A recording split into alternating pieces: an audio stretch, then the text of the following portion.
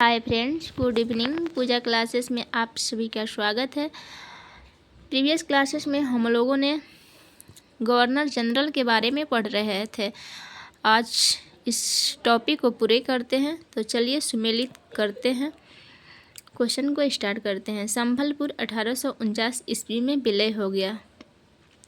सतारा हुआ 1848 ईस्वी में। उदयपुर 1852 ईस्वी में। झांसी 1854 और कहीं कहीं 1853 ईस्वी में दिया रहता है। बघाट हुआ 1850 में। नागपुर हुआ 1854 में। करौली 1855 में और पंजाब 1849 में।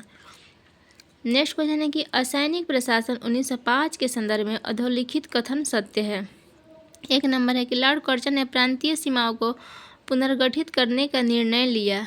2 नंबर है कि पूर्वी बंगाल और असम नामक एक नया प्रांत बनाया गया। नेक्स्ट क्वेश्चन है कि लॉर्ड ब्लेजली द्वारा लागू की गई सहायक संधि व्यवस्था के बारे में सही कथन है। 1 नंबर दूसरों के खर्च पर एक बड़ी सेना बनाए रखना। बी नंबर है। 2 नंबर भारत को नेपोलियन के खतरे से सुरक्षित रखना। और 3 नंबर है कि भारतीय रियासतों के ऊपर ब्रिटिश सर्वोच्चता स्थापित करना। नेक्स्ट क्वेश्चन है कि बंगाल विभाजन के बाद पूर्वी बंगाल का प्रथम गवर्नर कौन था?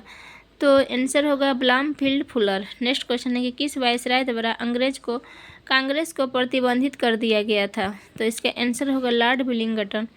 नेक्स्ट क्वेश्चन है कि वह गवर्नर जनरल जिसने अदालतों में क्षेत्रीय भाषाओं को शुरू करवाया? तो इसका आंसर होगा लॉर्ड बेंटिक। नेक्स्ट क्वेश्चन है कि काकोरी षड्यंत्र केस 1925 ईस्वी में किस वायसराय के समय घटित हुआ था?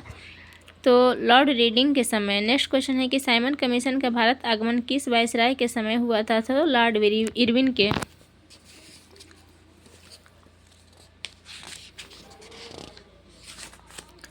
नेक्स्ट क्वेश्चन है कि imperial council of cultural research की स्थापना कब हुई थी? तो 1929 ईस्वी में। नेक्स्ट क्वेश्चन है कि अधोलिखित सुमेलित है। 1 नंबर है कि चार्ल्स मेटकॉफ प्रेस से प्रतिबंध को हटाया था। बी नंबर है लॉर्ड क्लाइव जो थे बंगाल में द्वैत शासन 1765 ईस्वी में स्टार्ट किए थे, लगाए हुए थे। और 3 नंबर है कि विलियम बेंटिक अंग्रेजी शिक्षा से संबंधित थे। और 4 नंबर है कि लॉर्ड कर्जन बंगाली विभाजन 1905 से। नेक्स्ट क्वेश्चन है कि प्रथम गोलमेज सम्मेलन का आयोजन हुआ था? तो लॉर्ड इरविन के समय में। नेक्स्ट क्वेश्चन है कि द्वितीय गोलमेज सम्मेलन का आयोजन हुआ था लॉर्ड वेलिंगटन के समय में। नेक्स्ट क्वेश्चन है कि किसके काल में 1935 ईस्वी के अधिनियम द्वारा पहला आम चुनाव 1936-37 में हुआ था? तो लॉर्ड लिथगो के समय में। नेक्स्ट क्वेश्चन है कि इटली ने लॉर्ड बेवेल के स्थान पर किसको गवर्नर जनरल के रूप में नियुक्त किया? तो लॉर्ड माउंटबेटन को। नेक्स्ट क्वेश्चन है कि वायसराय का सही कालक्रम के अनुसार सजाना है। लॉर्ड कर्जन 1899 से 1905। बी नंबर लॉर्ड हार्डिंग 1910 से 1916। लॉर्ड चेम्सफोर्ड 1916 से 1921 और लॉर्ड इरविन 1926 से 1931। नेक्स्ट क्वेश्चन है कि फूट डालो और राज करो की रणनीति अपनाई गई थी लॉर्ड कर्जन द्वारा। नेक्स्ट क्वेश्चन है कि Lord Curzon, Lord Dufferin, Lord Hardinge या लॉर्ड मिंटो इनमें से किस गवर्नर जनरल ने सबसे पहले पृथक निर्वाचन मंडल की व्यवस्था मुसलमानों को जीतने एवं उन्हें कांग्रेस के विरुद्ध करने के लिए इस्तेमाल की थी? तो लॉर्ड मिंटो ने। नेक्स्ट क्वेश्चन है कि भारत का एकमात्र यहूदी वायसराय था? तो लॉर्ड रीडिंग। नेक्स्ट क्वेश्चन है कि Pitt's India Act, Warren Hastings, doctrines of lapse, Dalhousie, Ilbert Bill Ripon, Vernacular Press Act, Lord Lytton. Next question है, सुमेल कीजिए।